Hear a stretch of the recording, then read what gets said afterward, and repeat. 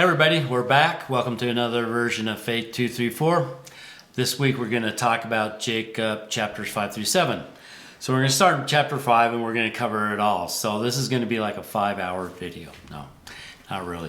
Couple things that we like that stuck out to us in that chapter were a couple of verses, 21 and 34, that kind of made us think about our experience in Illinois in the Mattoon Ward. In 21, it talks about being planted, or things that were planted in the poorest spot of the land. And when I went out there for an interview, I pretty much called Lisa on the phone and kind of described Illinois as that. It was the poorest spot of the land. Not for corn, obviously not for corn, but for us, it didn't look very fertile, very tempting. And then in 34, it talks about how wild branches being planted into a tree with good roots can bring about good fruit. And not that the people in Mattoon were wild branches, but a lot of them were converts. And so we were coming into a ward that had some lifelong members, but also a lot of converts. So what are some of your lessons or things that you learned from the Mattoon Ward that kind of relate to that? Well, I think some of them, they were really good people, but maybe some of them that have been lifelong members maybe didn't have all of the knowledge that they needed. They just, the church wasn't as strong out there. Maybe the leadership hadn't been as strong. Good people, and then when others were brought in, either lifelong members that were brought in who had been raised in a strong LDS environment, or also there were converts that were brought in, and particularly I remember the college students that were baptized while we were there, and just the real shot in the arm that it gave the ward. The new blood, the new perspective. Enthusiasm, so I think excitement. Having new people brought in like that really strengthened the roots that were already there.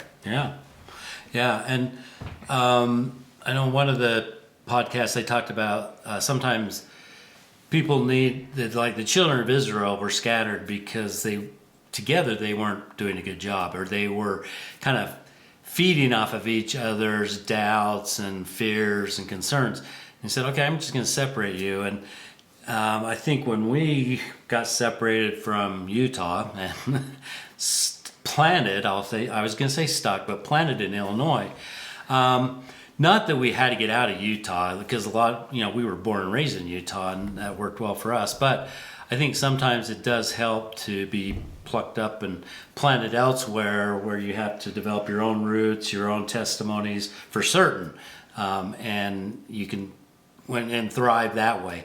Other people don't need that, but I think that's one way the Lord works, and I think it's one thing that helped us raising our family and our relationship. Yeah, and I think it did help you guys to somewhat too. I just remember throughout the years, different of you kids saying, if we wanted people to know we were members of the church, or they did know, and we had to live it or not, people were watching us. So I think in some ways that strengthened you, knowing that we are here to represent Christ and his church, and we need to live our religion. And I think all of you guys ended up being fantastic missionaries.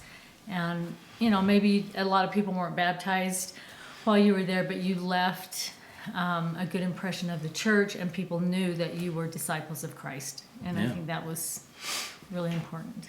And I think it was good for us, and probably you guys as well, to see that there are other people out there in the vineyard that are bringing forth good fruit that aren't part of the covenant people. Just recently we learned that the people we sold our house to on 7th Street, the Shooties, they have a son named Sam who was dating dating Megan Garrett. And without us really knowing, he joined the church and got a mission call.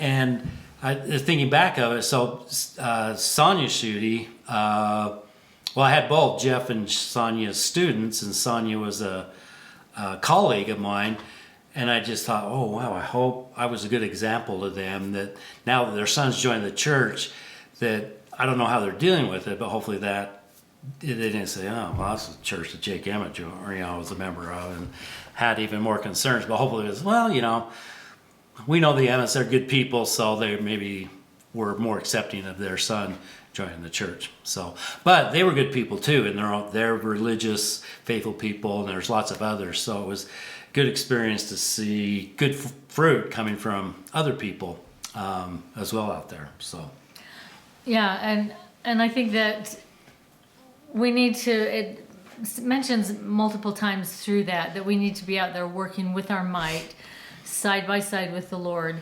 to to bring these people in. And, we're working side by side by other Christians and other good people as well.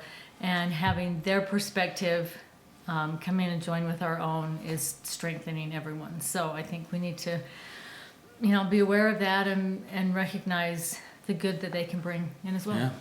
So I think it's safe to say that our testimonies have grown by living in a ward with where other branches were brought in either before we got there or after we got there, and we learned from them and their testimonies, but also living in an area where there were people of other beliefs that also brought forth good fruit and said, oh, you don't really have to be a member of the church to do good. Now, you may not draw as close to God or progress as much without the teachings of the gospel, but anyway, a lot of strength to our testimonies from living in Mattoon or in Charleston and the Mattoon ward. So, and another key concept we got from chapter 5 is just that the Lord never gives up on us. And personally, I was kind of just thinking about people I've known that have left the church or maybe aren't as strong in the church, and you just really get frustrated or just, man, what can I do for them? And sometimes there's nothing you can do other than just know that the Lord's not going to give up on them. He never will. And so you just have to love them, and then hopefully something will happen where they'll come back to the Lord. And how important it is through all this, it just reinforced to us that the focus needs to be on Christ. And hopefully people will see that and come back to the church for that reason. And that the focus isn't on Joseph Smith or the history of the church. But the Lord's never going to give up on us. So that's where our focus should be, is on the Lord. Anything else you want to add to that? No, just that, that's where our focus needs to be. We need to, not get lost out in the weeds, but realize that our focus needs to be on Christ. And once we have that strong testimony of Christ, then we can go out and hopefully bring others to Him as well. Yep. And then in chapter 6, we've always liked the verse 12, "Oh, be wise. What can I say more?" And to me, it's about me just, Jacob was laying out, you guys know this. Christ has done this for you. So make wise choices. Now, stay in the boat, as I think it was Ballard mentioned. Stay in the church. Again, focus on Christ. Making unwise choices is focusing on the peripheral, the things that aren't as important, then getting lost in the weeds through that. So being wise is more than just knowing or checking out the boxes, going to church and stuff, but it's making those wise choices, doing things for the right reason, and staying on the covenant path, making choices that'll keep you on that path. So just be wise. We have the knowledge. Now let's use it wisely to keep ourselves on the covenant path and strong in our testimonies of Christ, and then do all that we can to bring others with us. And I think Jacob was a little, maybe at his wit's end. He just was frustrated with those people and just, you guys know better. Just make the right choices. Just, don't do dumb things. But of course they still do, and I still do. So, excuse me on that. Another thing that, so that being wise, I think, is exemplified in the next chapter 7.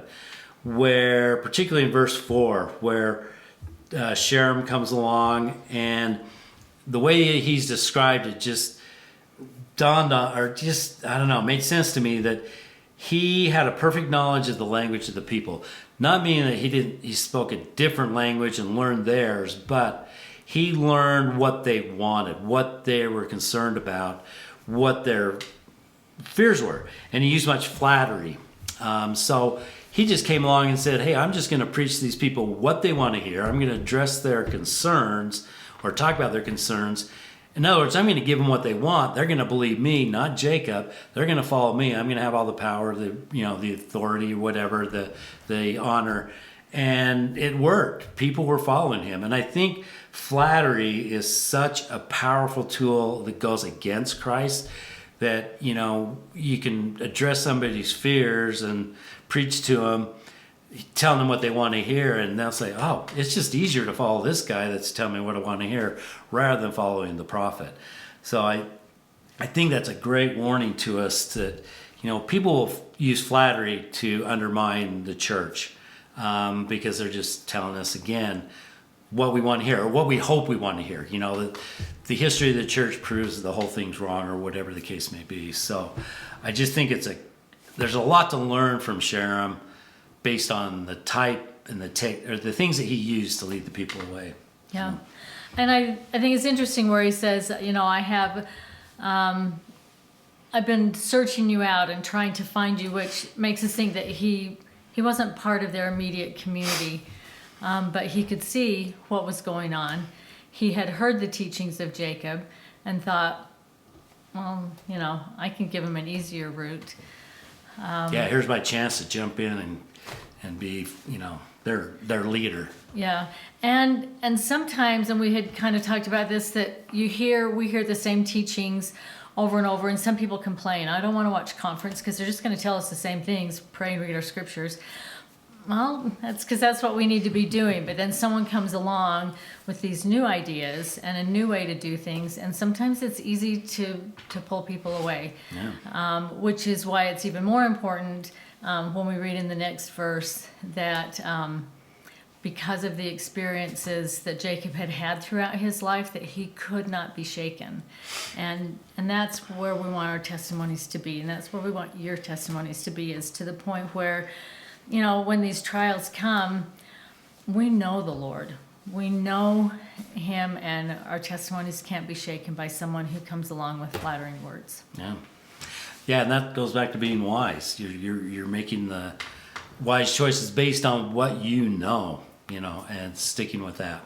That's being wise. So, I'd like to say my testimony can't be shaken. I don't know, but again, it goes back to having that testimony founded on Christ as part of the eternal plan. And then the very end, before he says adieu, he says that I bid farewell, hoping that people will read his words or follow his teachings or believe in him. And despite all his hard work and teaching, that's the best. Some of the people didn't believe him, so he only had hope to rely on, that his work, his efforts would pay off in the long run for either that generation or future generations. And do you want to point out about the ancestors? Yeah, this morning we were watching on Music in the Spoken Word. They started talking about the pioneers. They gave their all, and many of them gave their lives. And they talked about some of our ancestors, Rebecca Winters, and we know Agnes Caldwell, and some of those, and the struggles that they went through to provide a place, an environment where their posterity could grow up worshiping Christ and not be persecuted, but to have that blessing. And so it just makes us think, we want to carry on that legacy of what they did, the sacrifices that were made on our behalf. We want to honor them as we, teach and worship Christ, and we want to pass that on as well. And it really made us think to see that all that they gave. When you talk about the Lord of the Vineyard, what more could I do? I gave my all, which Christ did. He gave absolutely his all for us. All right, keep the faith. And keep the commandments. Love you. Love you guys. Bye.